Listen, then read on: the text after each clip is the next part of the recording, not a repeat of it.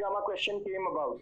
Vasco da Gama question came about this time, and this is why this is very, very important. Under whose reign did Vasco da Gama land in India? And this is why it said Devraya II in the paper, and it was technically Imadi Narasimha. So most of the students were able to get it right because we discussed it in class when Vasco da Gama came about. So try to understand the point is here. The only point which you need to remember is the fact that Vasco da Gama came under Imadi Narasimha, and we'll talk about the Nayaka system. Then it is going to make more sense. What is this concept of Nayak? Then you have the most celebrated king of the Tullavas, Krishnadeva himself. So Krishnadeva was the emperor between 1509 and 1529, 20 years, and the third ruler of the Tullava dynasty. He possessed the largest empire in India after the decline of Delhi Sultanate. So once Delhi Sultanate is fully under technically is breaking up into the Sayyid and the lower D dynasty, Vijayanagara was able to become the biggest dynasty in the level of its strength under Krishnadeva Raya. He became the dominant ruler of the Peninsular India by defeating the Sultans of Bijapur, Golconda and the Bahmani Sultanate and the Gajapatis of Odisha, and one of the most powerful Hindu rulers in India. The point was that because of Devaraya's actions, by the time we come to Krishnadeva Raya, a lot of Bahmani area was also taken by with Krishnadeva Raya, and he was able to consolidate the whole eastern coast along with taking a sizable portion of the Tungabhadra Dua.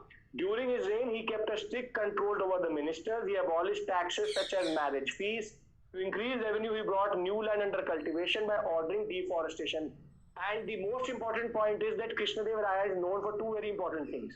Krishnadeva Raya introduced the concept of land survey. What he said was that I will survey the land. I will survey the land, meaning that I will see how much land you have and then decide on how much money you should give. So land surveying as a concept was being brought up by Krishnadeva Raya. And second, he also introduced what are called industrial taxes. Meaning that if you are an artisan producing some form of commodity, then you would have to pay a tax over the commodity, something like a GST. So he is known for again bringing new irrigation works, bringing in new forms of taxes which were to increase the revenue, and he is also the person who wanted to survey the land. See, surveying land was known in the Delhi Sultanate also. The Amin used to do that only. But the point was that in South India, surveying land was introduced in a way by Vijayanagara and technically under Krishnadeva Raya. And a large scale work to obtain water from irrigation around Vijayanagara was also undertaken by him. Foreign travelers such as Pais, Nunes and Barbosa, who visited Vijayanagara, spoke highly of the efficiency of administration and the prosperity. And we'll talk about the administration, but we're more interested in understanding how the Vijayanagara Empire was actually run. And I'll tell you why irrigation work is coming here. Why irrigation word is actually coming here. So before I go into the Nayankara system, I hope that the political points are clear. Industrial tax, removing unnecessary taxes, land surveying, irrigation work, and generally the importance of Devraya II, who introduced Muslim cavalrymen, and Krishnadeva Raya, who was able to dominate the Deccan region. Is this point clear totally? Because I want to go into Nayankara, which is the most important part here. Again, Golconda, Bijapur, Gulshan, when we'll go to the pre-Mughal dynasty, we'll talk about it. These were smaller. So you have the Bahmanis which come out, but when the Bahmanis start to become weak, then the Golconda, Bijapur, Ahmednagar, and all these areas, small kings start to develop, which will later be called as Deccani Sultanates, which will be the major bone of contention for the Mughals. Mughals will always be struggling to capture the Deccani Sultanates of Golconda, Bijapur, Berar and Ahmednagar. We'll talk about that, but that is something totally afterwards. We are right now trying to understand the initial phase and the most important phase of Krishnadeva Raya. Right? Can we go forward? Satish, Zamorin was again a small feudatory under the Vijayanagara Empire. So technically, who was the person who was at Vijayanagara when Vasco da Gama came in? It was Imadi Narasimha.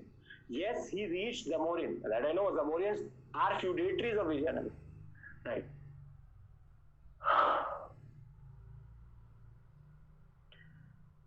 Can we go forward? Can we go into Vijayanagara? Technically, the Nayaka system, Nayaka and Iyengar system. Everybody, come on. Is it clear? Last point is the fact about irrigation works. We'll talk about that. Bhanu, don't worry. We'll come to that. I'm coming to that only. Okay. Okay.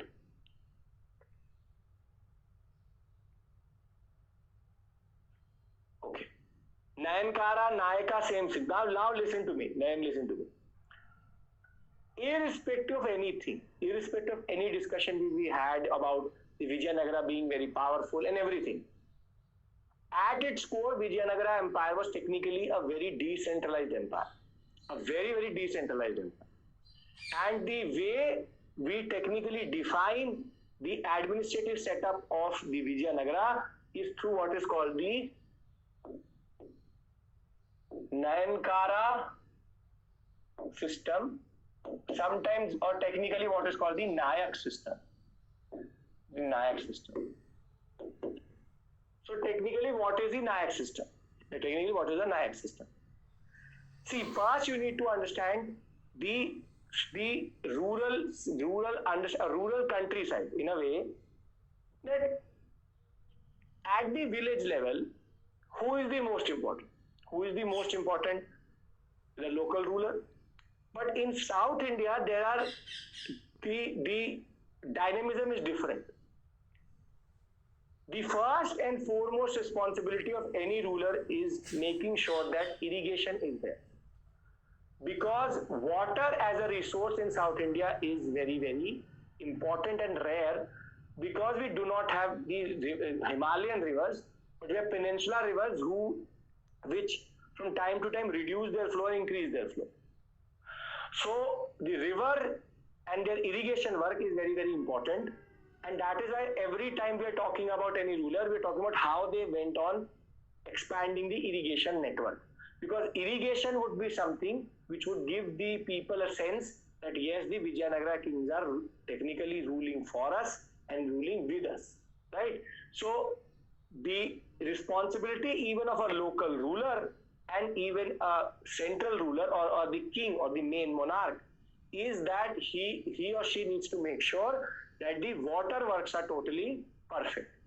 But then who controls water works at the local level? Herein comes the temple.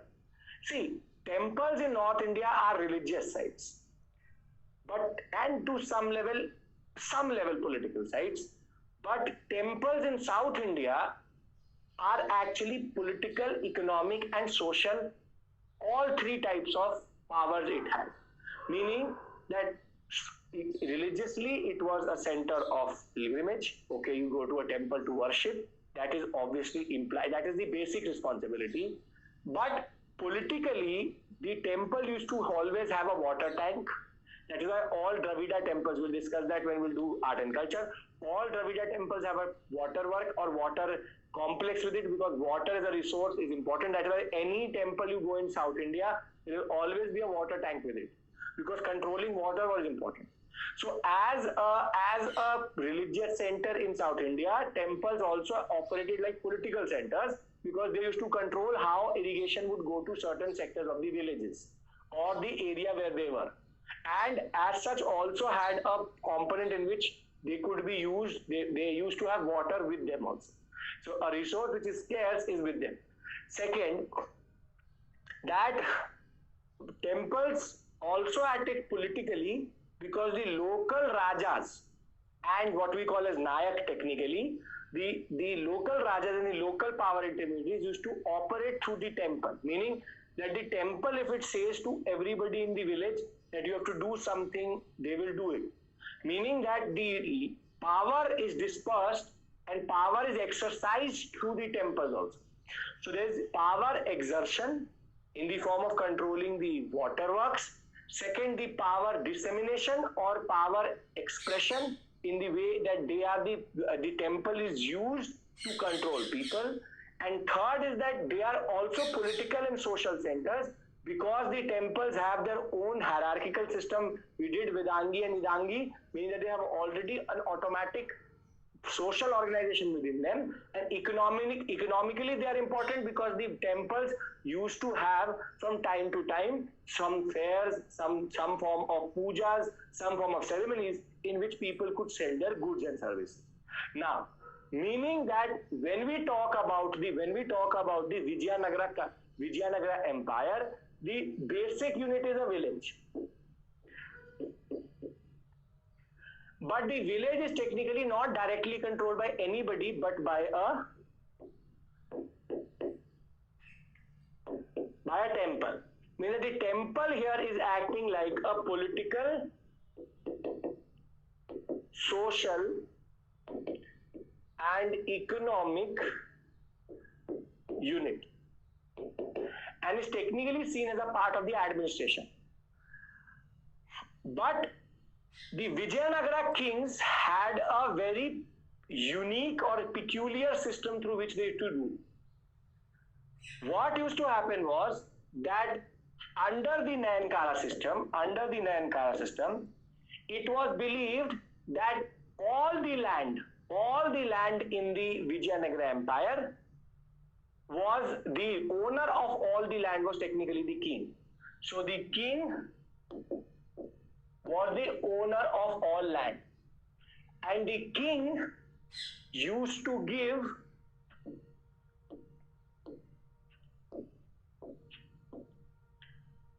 certain areas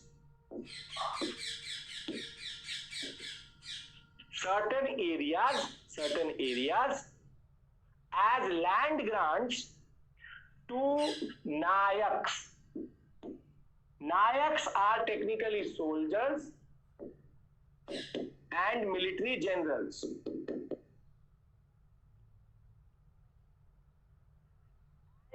The Nayaks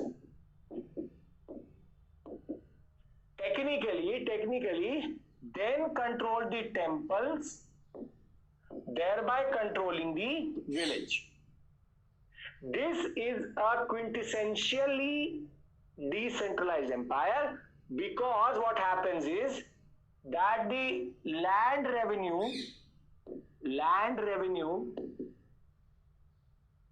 is collected by the Nayak but is kept by him. What is flowing back to the king from the Nayak is tribute.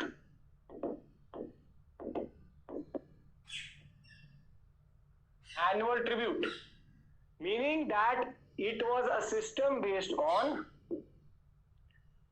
suzerainty, dispersion of power,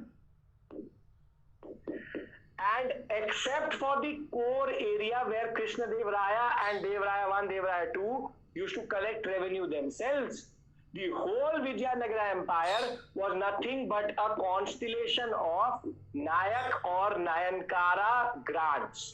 And so, what is Nayankara system? Nayankara system is the system of administration in Vijayanagara, where the king was seen as the ultimate owner of all land. However, in order to control local areas, the king used to give land grants or areas as revenue. Technically, we can't call it a revenue assignment because there's no responsibility of sending land revenue. So the king used to then give land grants to his military generals and his soldiers as a grant in which they could collect the revenue, but they did not have to send the revenue back, but only annually they used to send some form of tribute. Tribute means is that whatever you like. It's like peshkas. Whatever you want to give to the king, you give. There's no fixed obligation. What is the problem with this system is that till the point Krishna Dev Raya and the Sulva and the Tulva and the Sangama kings are powerful, the Nayaks don't technically become independent, don't become too powerful. However, sooner or later, when the Vijayanagara core started to become weak, the Nayaks started to become independent and were able to carve out their own areas. So when you read it, it is going to make even more sense. It says the Nayankara system was an important characteristic of the Vijayanagara polity.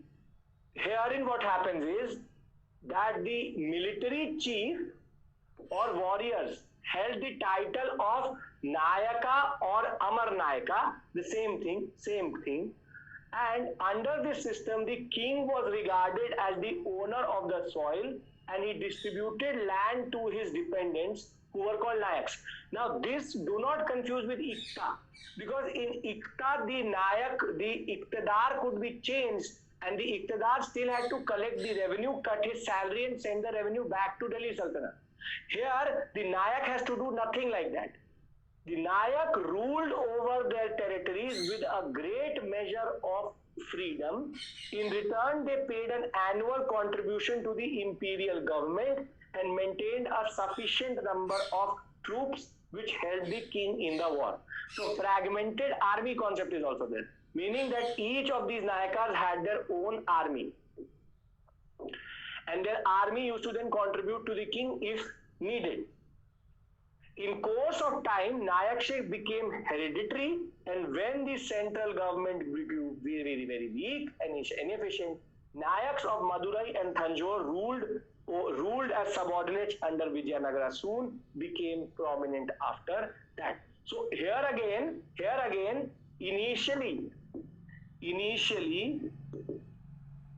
Nayak's position is not hereditary.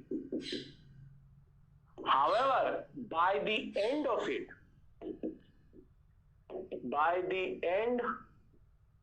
16th century, what happens is Nayaks become hereditary. And what happens is that this core area remains under the king directly, but the periphery starts to disintegrate.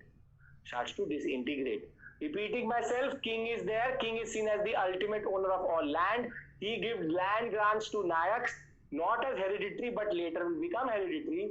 They are going to have their own army and collect the revenue from the temples and the villages, and they will keep the revenue with them, except for annually contributing some money to the king, giving some form of money to the king annually, whatever they like, and having a small army which if needed, can then be assimilated or brought together to fight with the Bahmanis and other threats. Initially not hereditary, by the end of 16th century becomes hereditary. The core region is fully administered by the Vijayanagara Empire or the Tullava dynasty with them, but the periphery region is nothing but, and what we know is that there were close to 600-700 Nayaks in the Vijayanagara Empire. Is this clear? Everybody, come on.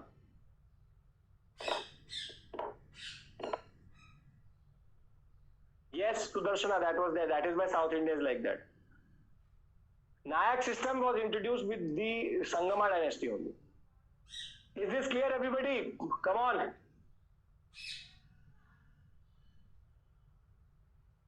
No, Nayaks could have close to 15, 20, 30 temples under them. That's the whole point, Vijay, because the decentralized polity means that the Vijayanagara rulers have no real authority over the grassroots level because they don't have that capacity to rule. Centralized empire needs a very big bureaucracy. That isn't there. This is not like Mansabdari. Please don't bring in Mansabdari and Iqtidari, because Mansabdari is even more different than this. Much more elaborate than this. See, temple point I'm just trying to argue is that temple's position in South India was much different from North India. Political, economic, social center, along with irrigation technology. Nayaks used to actually control the temples and the temples used to control the village. That's the only point I'm trying to argue.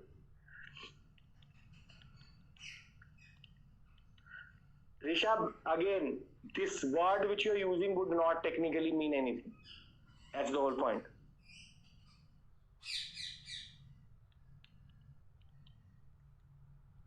That is totally the whims and fancies of the king. Prasanna, it's totally on the king.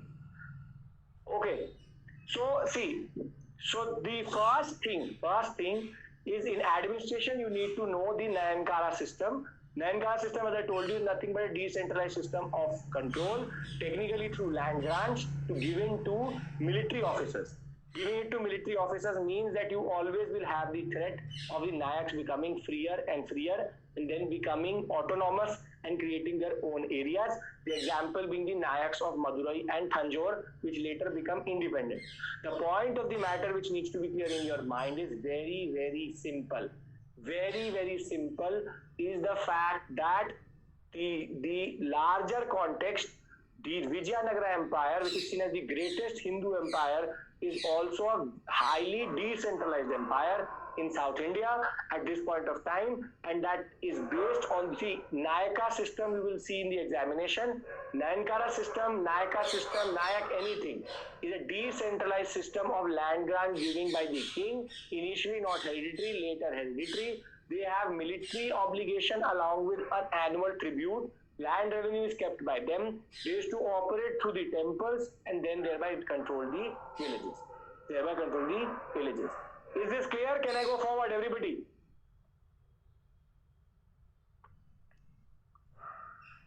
Come on.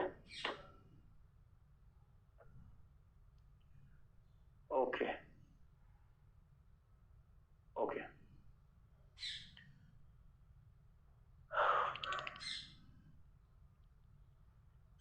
Now, what happens is that there is also another system which is here, which is technically village administration, which is called the Iyengar system. So, Nayankara system would be provincial, would be on the district or the provincial level, and then you have the Iyengar system. Iyengar system is very easy to understand. Iyengar system is nothing but the village administrators, how they used to work. And here again you see two things. Either through the Iyengar system, the village administrators used to get land for their services or money, but thereby replicating the Nayankara system at the grassroots level. So the word Iyengar itself were village servants and functionaries and constituted a group of different families. These included the headmen, Reddy, Goda, Maniam, accountants, Karnam and Senabova, and watchmen, Taliyari, meaning that these titles were actually taken up by certain personalities and people in the village, and you have the headman, watchman, and the accountant as three very important functionaries at the village level. And they together constituted what is called the Iyengar system. So the Iyengar system was replicated throughout the Vijayanagara countryside in villages, and every village used to have a headman, watchman, and an accountant. They were given a portion or a plot of land in the village. These plots were what sometimes were technically manya or tax free. So technically, this is again showing the feudalistic tendencies of decentralization manifesting itself at the grassroots level, where the headman, accountant, and watchman were rather given small lands which were technically tax free by the Nayaks so as to make sure that they would operate in the right way. In exceptional cases also, some cases direct payments in kind were also made to the services performed by village functionaries. So Nayaka system would be at the provincial level. The Nayaks then appointed three important positions in the villages, thereby creating the Iyengar system. And the Iyengar system is nothing but these three functionaries called Iyengars or Iyengar system. And why am I discussing it? Because this again shows you the decentralization and feudalistic tendencies have percolated and penetrated till the village level also, because they are being given land grants which are tax free for lieu of services. So land grants in lieu of services, if you remember Satavahanas, is now come to the land grants in lieu of services in the village level also. Is this clear, everybody? These 2 points clear? Because if this 2 is clear, then everything is clear. See, Vishal, that's a very random statement that I agree. Which dynasty did not adopt suzerainty? Suzerainty is there in full of medieval India. Every dynasty has that, right? See, Nayankara system is the bigger system. That is for the provincial level or district level. At the village level, there's also a small system which is called the Iyengar system. Iyengar system is nothing but 3 functionaries which work for the Nayaks or work for the temples through the Nayaks. And these 3 functionaries are watchman, the accountant, and the headman. And they are paid salaries not by giving them cash, but by giving them land grants. So Iyengar system is the village administration, and Nayankar system is the provincial administration or district administration of the Vijayanagara. Is this clear now?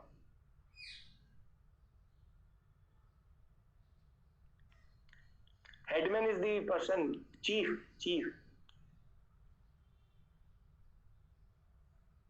No, Iyengar is very specific to Vijayanagara. Please don't confuse it. Iyengar is specific to Vijayanagara. Yes, why not? Cash was there.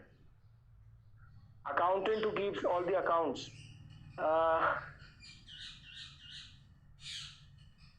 Because Rishabh, they don't have a choice. They don't have that level of control over the society so that they can work in a centralized.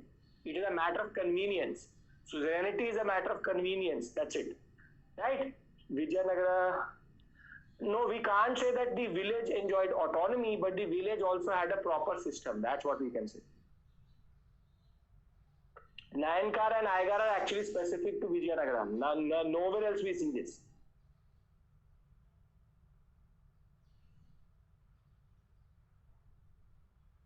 Akshita, that is based on a system of economy of barter or a system of economy of generally you getting that money in the end and then using it all the year.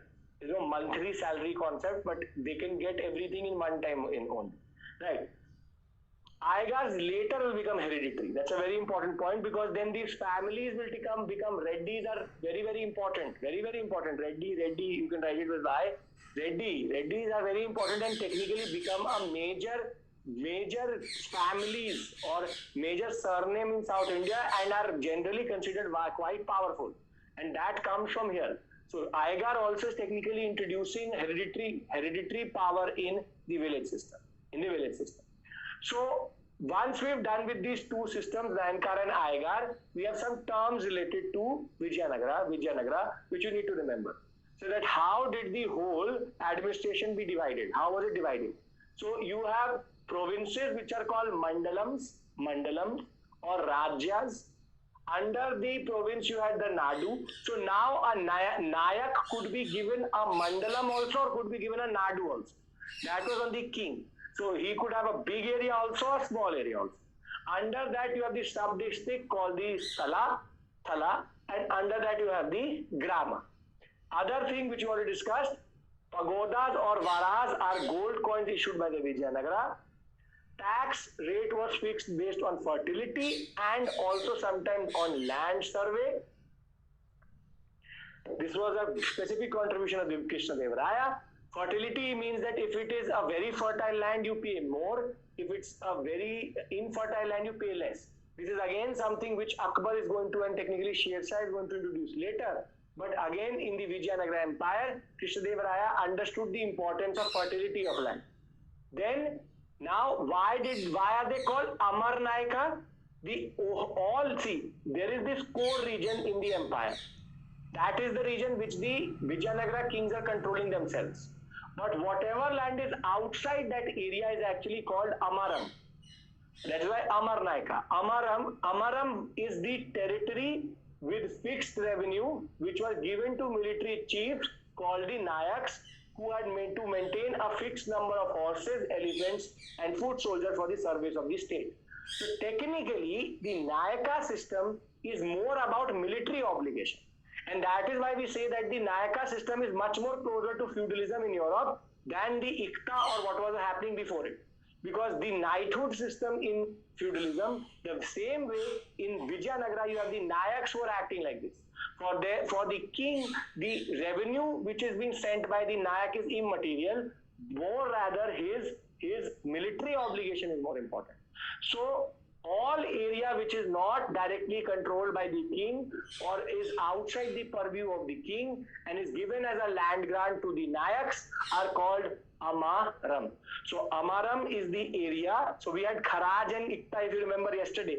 The same way, Ikta, here you have Amaram.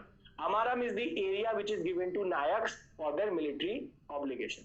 Military obligation. Is this clear? Everybody, terms are clear, everyone. No issues. Thavuria,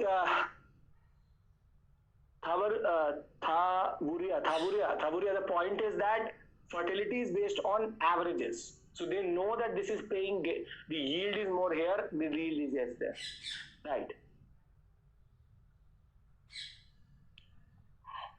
But Saurabh, Harsha's feudalistic model is still a little bit away from European model because they are giving it to service to officers. Here it is given directly to a military officer, thereby bringing it closer to a feudalistic model. Amaram, as I said, is the area from which the core region would be the Kharaj. So here again, core region, and then outside that you were given Iktas. You were given areas which were technically designated Iktas. So all areas which are designated for Nayaks is called Amaram, which will be given as land grant. So this is technically territory which is earmarked for giving it to Nayaks. Other than that, see, you have a lot of travelers which came to the Vijayanagara Empire. Unfortunately, UPSC has gone to that level of depth that they're asking what the travelers are saying. That would be a quiz question. And then I told you that the context of the Nunes question is an article actually which is quite old. But the point is, you have Niccolo de Conti, Italian, came under Devraya II. Abdul Razak, Persian, came to Devraya II's court. Then you have Nikitin, who is a Russian, who came to Virupaksha Raya's court. Then you have Varthema, who came in early 16th century, not to a specific court. Then you have Barbosa Pius, who came under Krishna Devraya, and Nunes was the question which came in UPSC, who came under Achyut Devraya, and then you have Frederici, who came under Tirumala Devraya, technically the later Devrayas. But the point of the matter is, in the UPSC examination, if they go for a moderately difficult question, sometimes they give you match the following. So you have to remember this in a very, very simple way that, okay, Krishna Devraya, who to, Achyut Raya, who. They can sometime ask you. Technically, Devraya you have 2, Krishna Devraya you have 2, Achyut Raya we have 1. They can ask you of match the following question also, and that has also been coming from time to time. So now we can go to Vijayanagara to Bahmani. Can we go to Bahmanis? Vijayanagara is done. Can we go to Bahmani?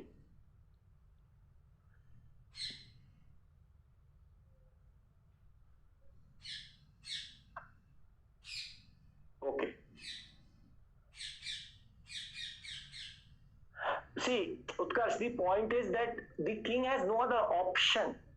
They knew that it would backfire, but the point of the matter is, how do you rule them? It is very easy to say that let's build a centralized empire. But how do you build a centralized empire with limited resources? And more than that, in South India, the political structure is quite different. If you try to conquer each and every Nayak, there will be 600 different wars which you have to fight. It would be rather easy to control them than to fight with them. Right? Okay.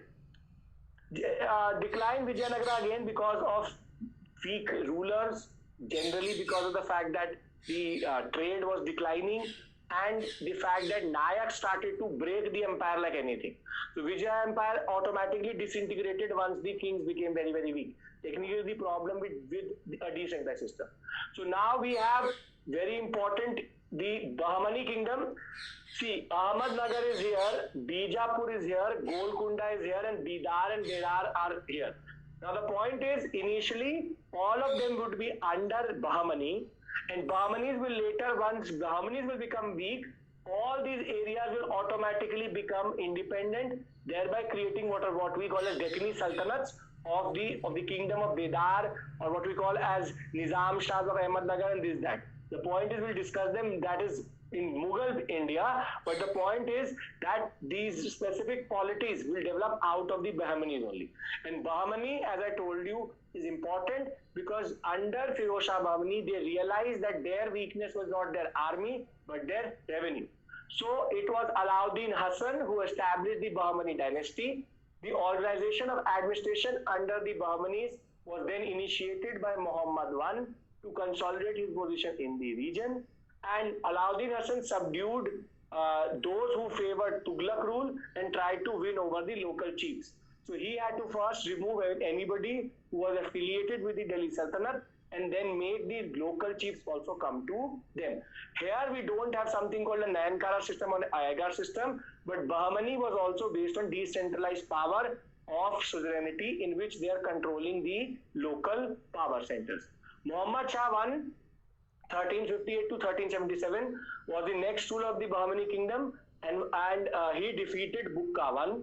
Muhammad Shah II ascended the throne, and he was a peace lover and developed friendly relationships with his neighbors and built many mosques and madrasas. So technically, Muhammad Shah II gave a little bit of stability to Vijayanagara.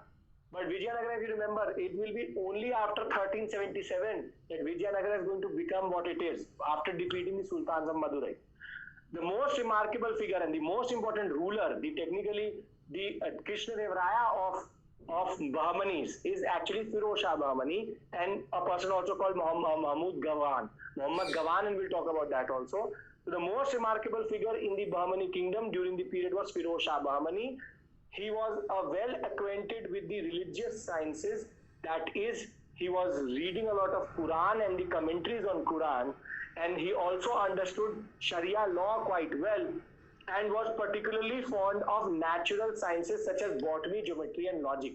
And that is the beauty of Firoz Shah Bahmani. And Bahmanis were known to develop a lot of educational institutions in the Deccan region also. So Firoz Shah Bahmani, his contribution, we can then break it up into the following. First is that he was a very good calligraphist and poet himself. So he was culturally very, very important. He, according to Farishta, who again was very important for the history of Vijayanagara and Bahmani, he was well versed with not only Persian, Arabic, Turkish, but also knew Telugu, Kannada, and Marathi. So he knew the regional vernacular languages also, because his whole region is that. Firoz Shah Bahmani was determined to make the Deccan a cultural center, and that is why you will see that Deccan, all the major cultural trends are developing under Bahmani or Firoz Shah Bahmani. The king also encouraged learned men from Iraq and Iran to come, and the development of what we call as Hindavi. Hindavi is the mother of Hindi and Urdu together. It is what is called Hindustani language. Out of Hindavi you get Hindi and Urdu together, but the development of Hindavi as a language is developing at this point of time under Bahmani. And the most remarkable step taken by Firoz Shah Bahmani was to induct Hindus in the administration at a large scale. Why did he take them? He said from time to it is said that from his time itself, the Deccani Brahmins became dominant in the administration, specifically revenue administration. So again, he was not communally conscious, though a man of religion, though a man very, very learned also, he was not a person who was fully, remember, who was fully communally conscious. He knew that revenue administration needed the Deccani Brahmins who were technically experts in accounting, and he then added them. So Firoz Shah Bahmani, in the larger context of things, is a very important figure for the cultural development in the Deccan, for the development of the Hindu element in the Deccani administration and the Bahmani kingdom, and over and above that, his contribution, which we'll discuss in culture, was unparalleled to any other ruler in the Deccan at this point of time. So before we go to Mahmud Gawan, I hope Firoz Shah Bahmani is clear. Clear?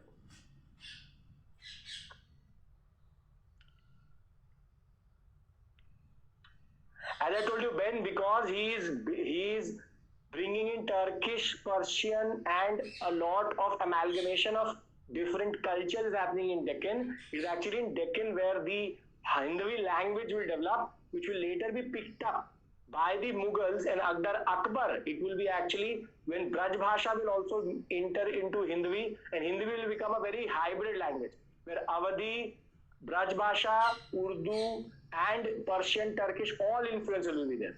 And that is why when you do Hindi, you will see that you have what are called Deshad Shabd and Videshi Shabd.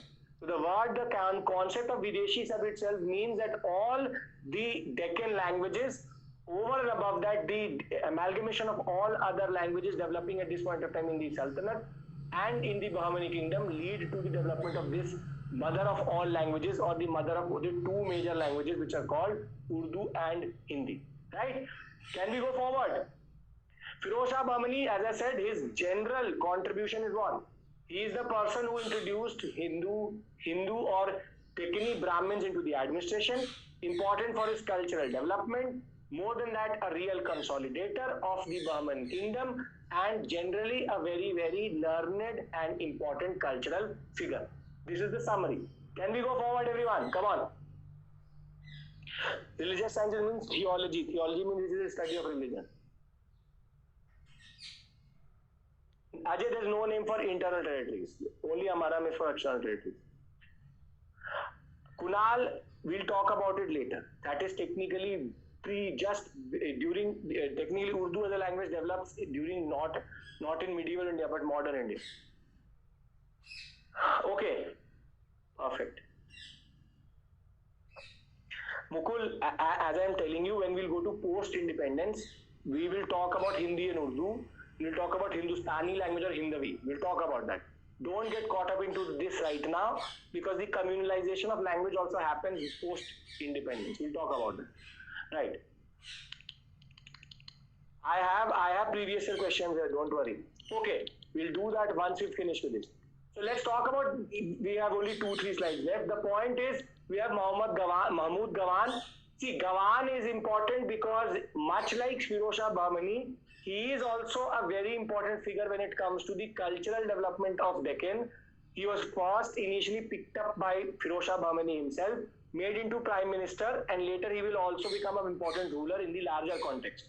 The Bahmani kingdom gradually expanded and reached its height of power and territory during the prime ministership of Mahmud Gawan. And the early life of Gawan is not that known.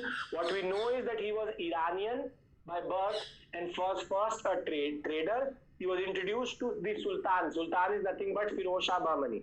Firoz Shah Bahmani, and soon became his favorite and was granted the title Malik-ut-Tujar, and soon he became the prime minister, and for almost 20 years Mahmud Gawan dominated the affairs of the state. He extended the Bahmani kingdom by making further annexations in the east and deep raids into the Kanchi area of the Vijayanagara, demonstrating his strength as a commander himself. But Mahmud Gawan is generally remembered as a major military contributor for his major military contribution, but also taking the western coast of the Vijayanagara, including Dabhol and Goa. So when the Vijayanagara Empire becomes a little bit weak, so the same way Krishna Dev Raya is able to run over the Bahmani kingdom, where under Mahmud of Gawan, they are able to enter into the western and the eastern coast. So both the sides of Vijayanagara is taken away, with Hampi as the main center.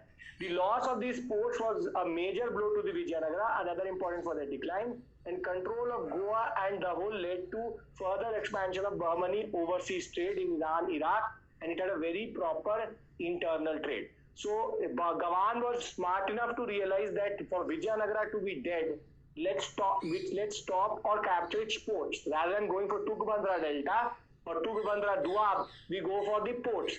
So they took the eastern sector and the western coast, thereby then choking the Vijayanagara Empire. So both of them were from time to time winning, but the point of the matter is Vijayanagara, Krishna Dev Raya was the person who was able to dominate the Bahmanis, and Firoz Shah Bahmani and Gawan were the person who were able to dominate the Vijayanagara Empire, and internally then leading to their demise both as an empire. Now we have to go into the administrative structure. Now the administrative structure is very, very unique when we talk about the Bahmanis, but we don't have a proper Nayankara system, something like that. We have a system which is decentralized but is based on a Delhi Sultanate type issue, a Delhi Sultanate type model. So the king stood at the pinnacle of the administrative system. Everybody is with me, no issue till this point. It's all descriptive, all descriptive. Yeah. So the king is at the pinnacle. Then he was assisted by a host of different people. So this is technically taken from Delhi Sultanate. So the same way we have a different constellation of officers under Delhi Sultanate. You have the Wakil, who's the prime minister, Wazir, who's a minister. So here the name changes. Wakil and Wazir. In Delhi Sultanate, you only have the Wazir. Then you have the Dabir, who's the secretary. Then you have warden of marches. Then you have the Kiladar, Bakshi, Paymaster, Qazi, Mufti, and Kotwal and Mustashid. The point of the matter is here again, I don't expect you to remember these names because it is quite unlikely that they're going to ask you Bahmani words, but here you can just remember the generally how they are using, because I expect more questions from Delhi Sultanate and its administration. Here you can just see the general administration. What I'm trying to say is that these are the copy of Delhi Sultanate. Then Muhammad I was the person. Now this you have to remember irrespective of anything. Remember, because of the Pargana issue, Pargana Suba Sarkar question which has come in, now we have a feeling, because this has been repeating from time to time, UPSC will ask you the administrative divisions of the empires, meaning Chola Empire, Mandalam, Valanadu, Nadu. Then Vijayanagara, Mandalam, Nadu, and the Thala. The same way they will ask you the administrative division of the empire. So how did Muhammad I divide the empire? He divided them into 4 tarafs, taraf or provinces. Taraf means direction. And the 4 important headquarters were technically Daulatabad, Berar, Bidar, and Gulbarg. So these are the 4 important tarafs or provinces, right? Then Muhammad Gawan carried out many internal reforms and then divided the empire into 8 provinces, and each taraf was then under a tarafdar. So now here what you have to remember is taraf and tarafdar. Very easy to remember. So under Muhammad I, who is the second ruler, you only had 4 provinces. Under Muhammad Gawan, you will have 8 provinces. You don't have to remember the name of the provinces, but remember the word taraf. So the point is that Muhammad Gawan, later to further decentralization, he wanted to have smaller units than having very, very big units. The salaries and the obligations of each noble was fixed. For maintaining a contingent of 500 horses, a noble received a salary of 1,000 huns per year. So here what they did was that unlike Nayaks and even unlike the Delhi Sultanate, Muhammad Gawan and Firoz Shah Bahmani was smart enough to, though divide the empire into certain smaller units, they did not give them land as a form of salary, but used to give them money as a form of salary, thereby undercutting the feudalistic tendency. But the basic structure is still feudalistic, because the division is based on giving military officers certain amount of land, but the land is given now on the basis of a salary rather than giving it a basis of land revenue. The salary could be paid in cash or by assigning a jagir, and this is the word we call this. No, don't think as a jagirdari. Jagirdari is specific to Mughals, but the point is herein comes the semi-feudalistic tendency. So the Bahmanis could do 2 things. Either give you the land and then fix your salary. That will give you 1 lakh hun. But if your salary is too big, you could be given a land which we used to call a jagir. That you take this jagir, technically jagir would be the equivalent of ikta. You take a jagir and then you use the jagir to pay your own salary. So they have both cash and in jagir, which was absent in the Iqtidari system, and it was absent in the Nayankara system. But here they were able to again have a dual system in which some could be given in money, some could be given in cash, some would be given in cash, and some could be given in land, which is technically the prelude of the Mansabdari system. Those who were paid by the means of jagirs were allowed expenses to be collected from land revenue. So basic principle is the same. That is why I told you the feudalistic tendencies in Vijayanagara is much bigger. The feudalistic tendencies Iqtidari is okay, is like 10, 20, 30% initially, later it will be more. But Gawan and Firozshah Bahmani were able to find a balance. The balance they were able to find was that they were able to create two types of officers. One who used to get in cash, some used to get in land grants or jagirs. Is this point clear, everyone? Jagir is a land, jagir. Land is given, the word for that land is jagir. That's it. Aapki jagir hai, meaning that it's something close to you. Mansabdari is Mughal. Wait, it will be late. It will be late.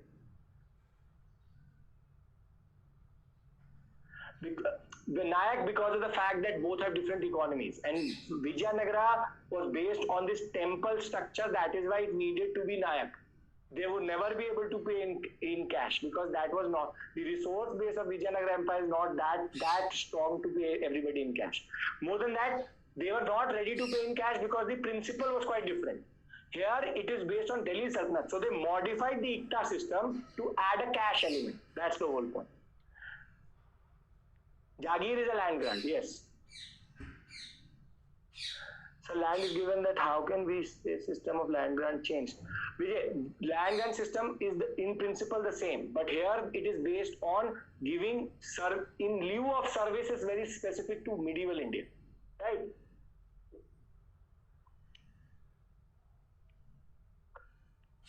Saurabh, that is a hindsight question. Maybe yes, why not?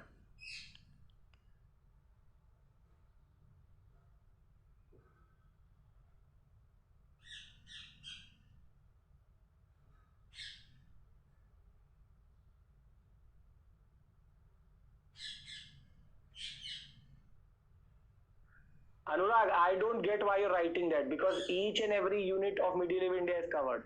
I'm not picking and choosing. Everything which is in medieval syllabus is here. I don't know why you're saying that, and I'll talk to you in the end. I'll talk to you in the end. Okay. So can we just wrap up Bahmani? Can we go forward, everybody?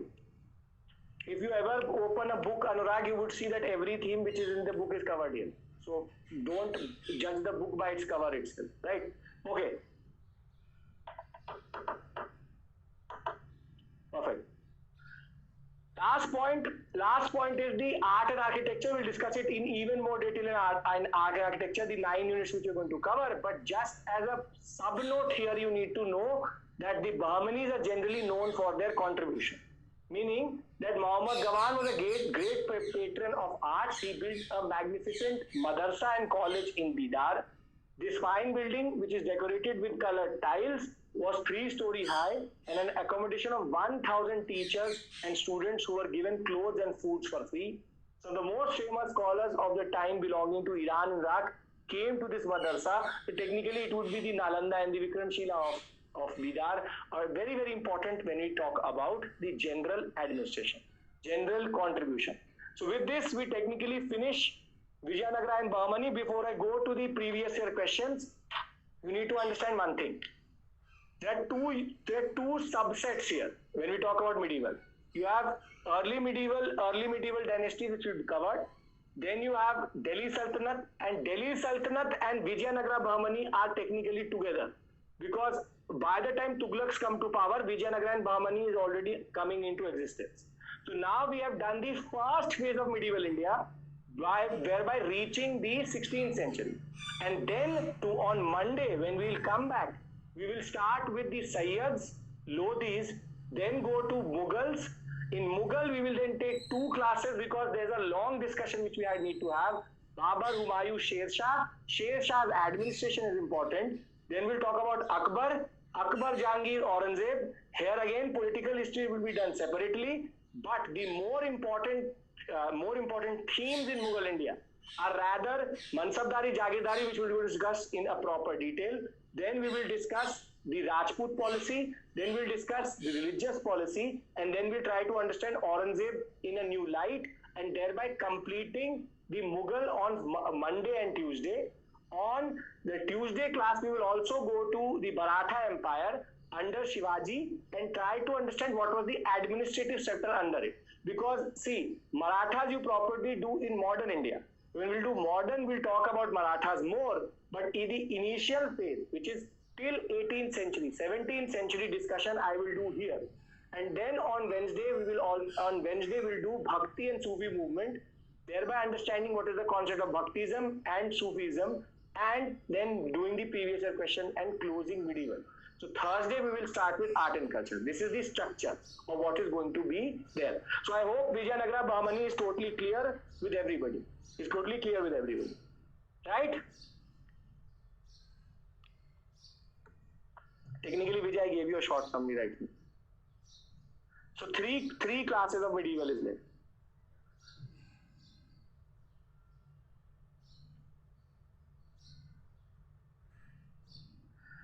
So do we have to name the system in which Bahmani used to give land grants over?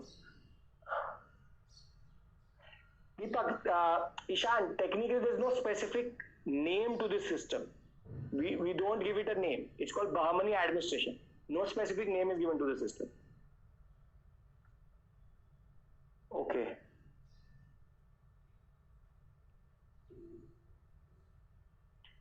Right. Okay, so let's do one thing. Let's look at the previous year questions then.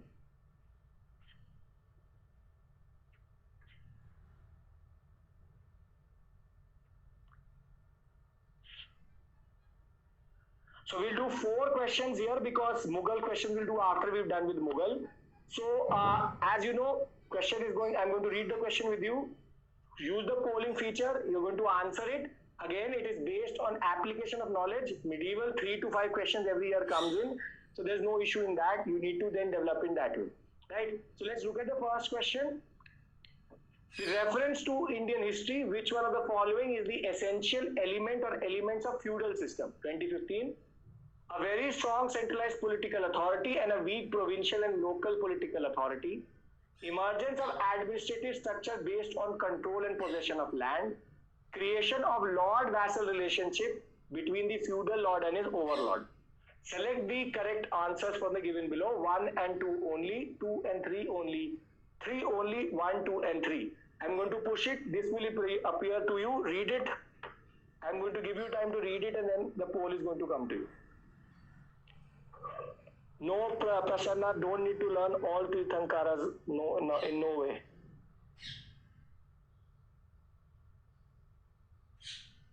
Sure, Ashwar, please. No issues. You're doing service to the nation, sure. Ajay, that's the whole point. The questions of medieval come intermixed with art and culture. I'll show you in art and culture.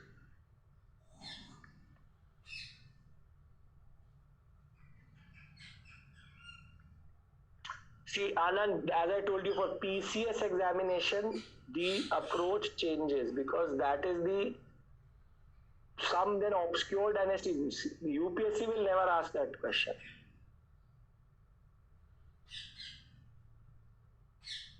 Everybody has to answer.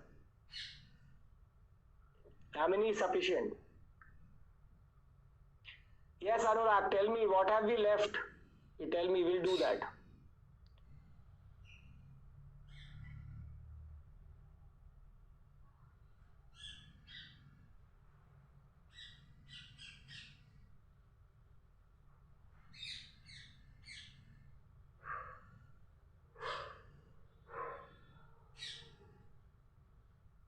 Yes, Anurag. You have to say something to me. Tell me.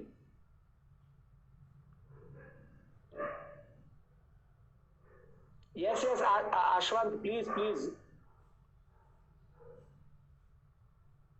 Okay, everybody, come on. Only 60% of you answered. Very easy question. We've been talking about early medieval feudalism for a very, very long time.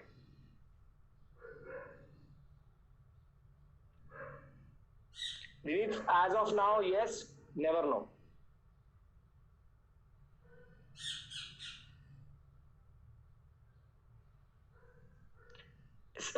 Gautam, we wait for Ikta Jagiri difference once we reach Jagirdari Mansabdari. What you're asking is a very long concept.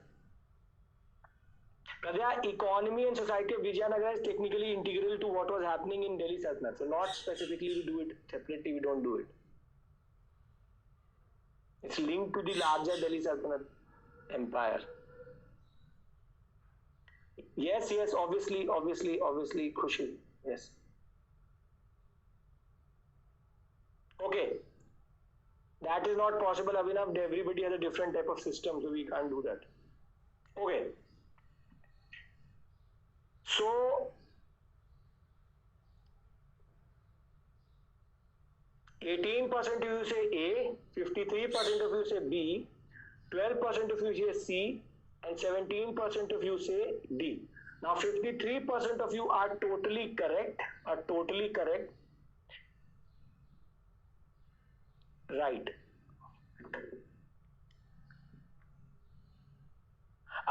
Varanya, I will be replying to your email tomorrow. Weekends I reply because of my schedule. Okay. Now, yes. Anurag, I'm waiting for your question and I'm waiting for your answer. I've asked you a question, answer me. Okay. It says, what with reference to Indian history, which one of the following is the essential element of feudalism? We will be discussing like anything. Now the point is, whenever I say feudalism, whenever I say feudalistic tendencies, what is the most important word which we use is decentralization. Decentralization, dispersion of power, decentralization, local centers of power. It says a very strong centralized political authority. As soon as you see the word centralized, automatically the statement is rejected. If one is rejected, then you only have two options. 2 and 3 only and 3 only. A lot of you are confused in this. Now, emergence of administrative structure based on control and possession of land.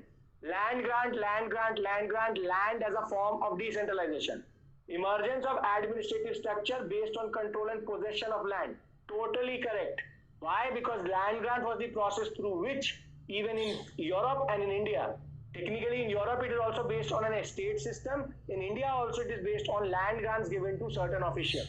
The second is also totally correct. Third is nothing but the definition of European feudalism. Creation of lord-vassal relationship between feudal lord and overlord. Lord-vassal means is the king and the feudatory. King-feudatory relationship between the feudal lord and the overlord. Overlord is the suzerain or the king. This is technically quintessentially. And more than that, you don't even need to care if third is correct or not. Because automatically the option which is left, 3 is correct. We know that. So it's about second being correct or not. And herein the answer is B. Right? So this question is a conceptual question of medieval India, how we are applying to it. How you're applying it. Right? Let's move to the next question. Regarding the taxation system of Krishnadeva, the ruler of Vijayanagara, consider the following statements. The tax rate on land was fixed depending upon the quality of the land. Private owners of workshop paid an industries tax. Which one of the following statement is are correct? 1 only, 2 only, both 1 and 2, neither 1 nor 2. Right. Read it. I'm going to. Vassal means a landlord. Essential. Brijesh, quintessential means essential. Feudatory means a person who is the person who has dispersed power. Okay.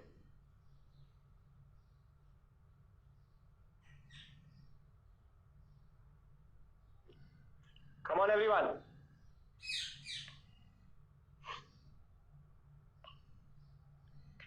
Anurag, I'm waiting for your answer. And I can't find it. Because what you've written, I don't get it why you're writing that. Because if you really want to do medieval with me, I'll do medieval with you. There is no end to any of this ancient medieval art and culture. You have to be smart in choosing what you're doing. So, if anything you want me to cover, you tell me.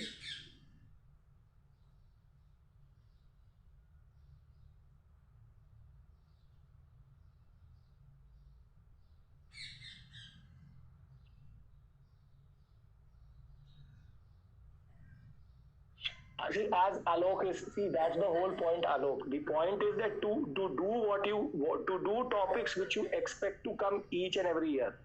As I told you, if you're chasing the paper, the best of luck, because chasing the paper will never bring you anything. That's the whole point.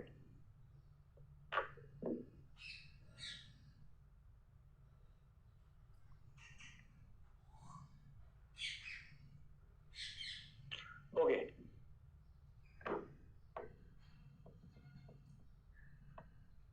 Yes, you can talk about that battle between Vijayanagara and Mahamani, but again, that is very specific, very, very specific.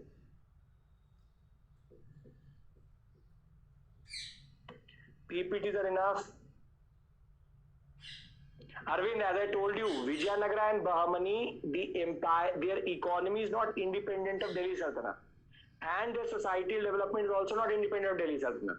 It is part of the larger process which we discussed yesterday. That is why we're discussing it. Okay, which is social mobility and everything. That is generally linked to that whole point. Gopika, obviously modern.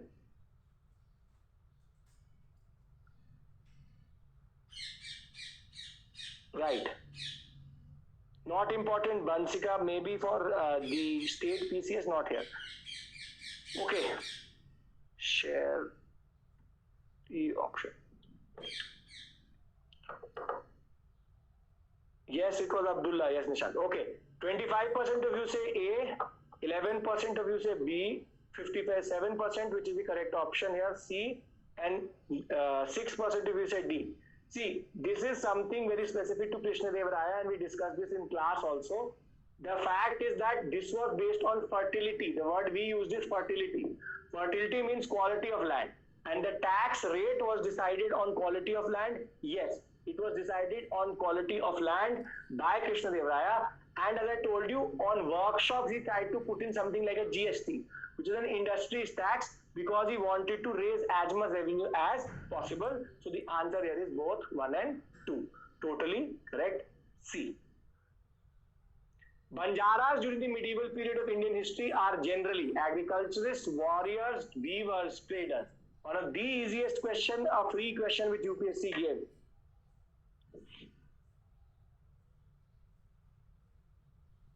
Okay.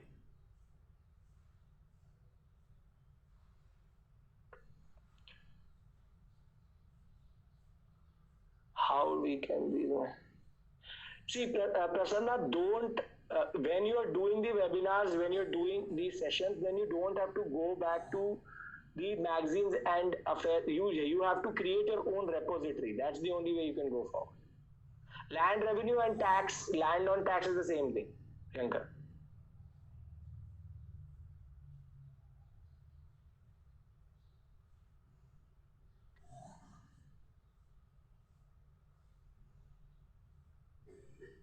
So it is still 1/6 only, but it is based on the fertility.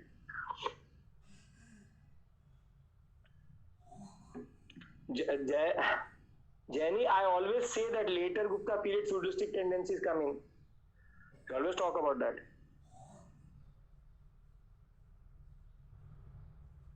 Mukul, that's the tricky one. That's the tricky one. 1 and 2 are the question is the trickiest one. 1, 2, 3 question is easier to eliminate. This is the trickiest one. There is no way you can come to it.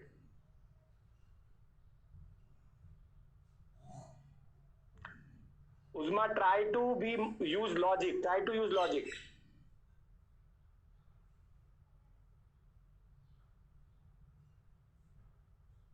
Ishita, because it's not about applying. It's about the processes being more subcontinental than specific to Delhi Sultanate, Vijayanagara and Bahamani. Meaning what processes I talked to you about were not specific to that. And when we'll be talking about tomorrow Sayyids, Lodhis and the early period or the advent of Babur, we'll again be discussing some political and social and economic. The economy and the society of Vijayanagara and Bahamani is not taught separately, because then you're compartmentalizing these two as separate to the Indian subcontinent. We're doing it in a larger context of things. Okay. Ending the poll. Banjaras are traders all throughout history till today. Right, I'm showing you the answer. So 16% if you say A, 5% say B, 9% say C, 71% of you say D. Now again, this could be not, you could not get any easier question than this. Why? Because this would be the easiest question the UPSC could ask you. Banjaras, most of you are overthinking. Banjaras, I told you, used to bring the grains from the countryside to the urban center and then take it back. So technically, they're acting like what? A connecting link. And the people who bring and take things are what? Traders. They are not weavers, not discussed. They're not warriors, obviously, and they're not agriculturalists. Banjaras are a community till today. So this is not specific to medieval India, it is specific to anything.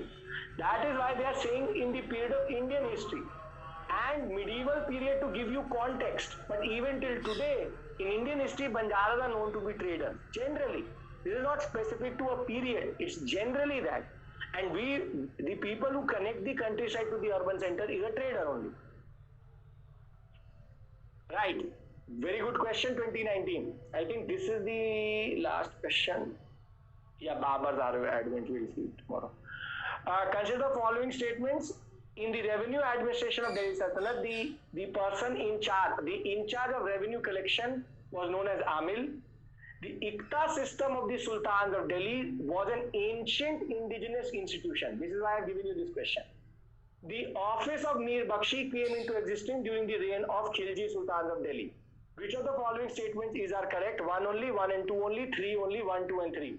Now, here I'm not going to tell you right now, but the whole question is pivoted on the fact that how do you understand these three statements? These three words, how you understand them. So I'm going to give you the options and then we are going to talk about it.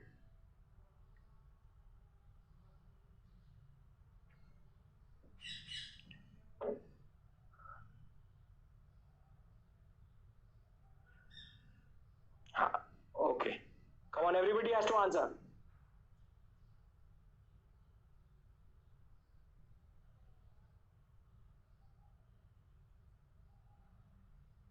I think Anurag is not here. I was looking forward to speaking to him.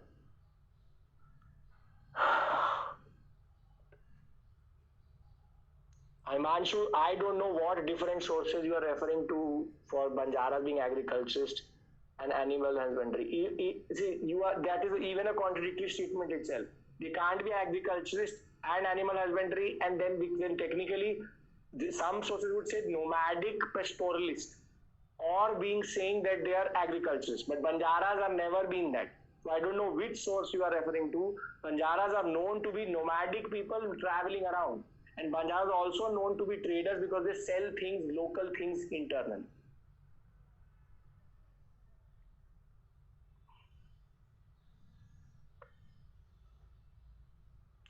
Prasanna, firstly, don't be unrealistic about your targets. Give as much time you want to give to your college. I'm not asking you to compromise on that, but then you have to divide time very well. I would say that you should call our mentors, make a proper timetable. And in that timetable, you can see if you are expecting that as you are going to colleges, because colleges are now slowly opening.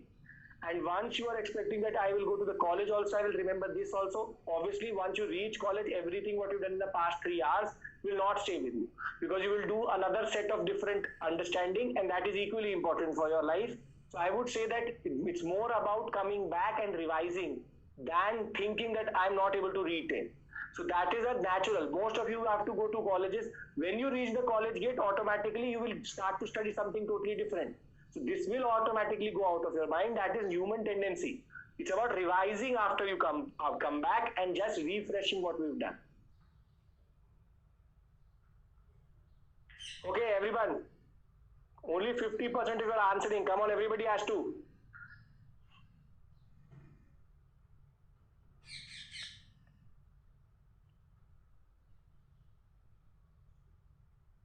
Himanshu, again.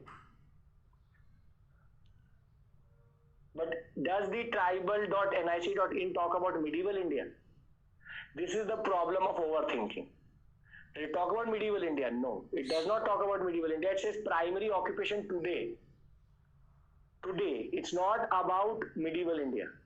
So again, trying to bring in knowledge which will not work here. Okay. Perfect.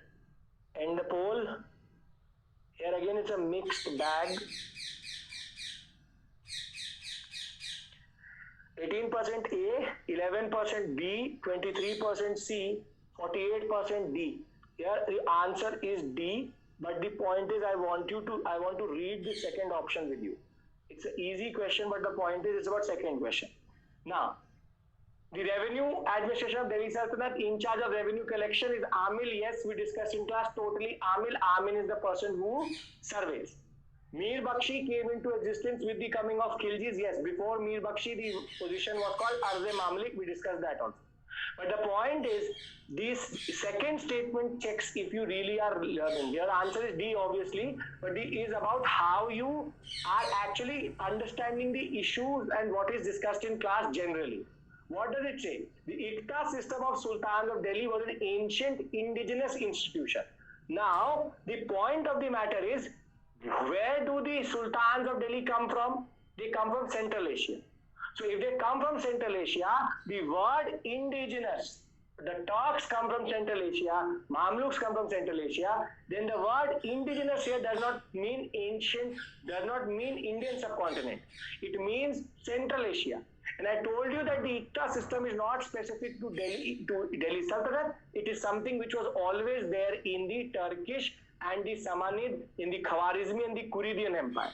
So it is an ancient indigenous institution. Yes, it is an ancient indigenous institution which is specific to the Sultans of Delhi and where they come from. So the word in the UPSC is playing with words. It says indigenous to put you off and say, oh no, it was never part of Indian subcontinent. No, it's not about Indian subcontinent here. It's actually about the indigenousness of Sultans of Delhi, which means that the indigenousness of the Turks. So this is also a correct statement, and the answer is both 1 and 2.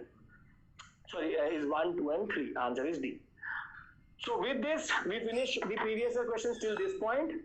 We have 3 questions which we already discussed from 2021, and there are 5, 6 questions which are left for after Mughals. Mughals, you see another set of 6, 7 questions which come in, which we've done with, which will be done with after we'll do it in the last theme on Wednesday. So thank you so much. I will see you on Monday over the weekend. I hope that you revise, at least consolidate. You will be getting the ARM. You will also be getting the quiz. Try to consolidate everything and just make sure that you don't overthink. There is no end to medieval or ancient. You have to be smart enough to identify what areas you would like to strengthen and what you can remember, because ancient medieval is specific to prelims, but is the base of art and culture. You have to also have conceptual clarity. Thank you so much. Have a productive day. See you on Monday. Have a good weekend. Happy Dussehra to all of you. And for the others, I'm going to look at the questions now. Thank you so much.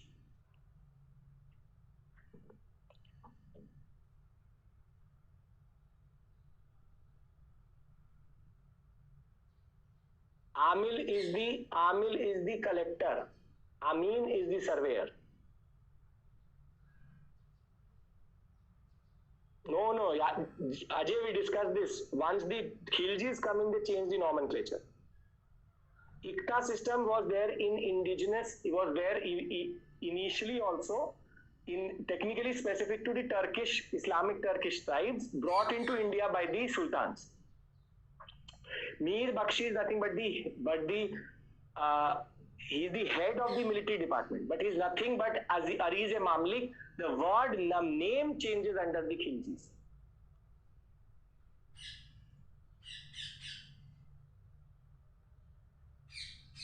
Well, Sagar, that is also the way to come to the answer. Krish, it does. It has advantage, disadvantage. Both. You can email me, abhishek.mishra19@byju's.com. A lot of you ask me about history optional. I'll be replying to you today or tomorrow for sure, and I'll tell you about the approach and what you're technically asking me. Don't worry about that.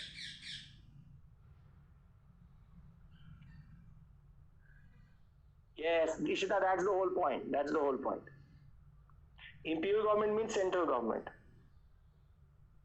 Again, IS aspirant, ancient indigenous means that ancient indigenous institution, the word indigenous is to put you off. Indigenous means where are the Turkish sultans coming from? Central Asia. So their indigenous would not be Indian subcontinent, but Turkey would be Central Asia. Yes, it is an ancient indigenous institution.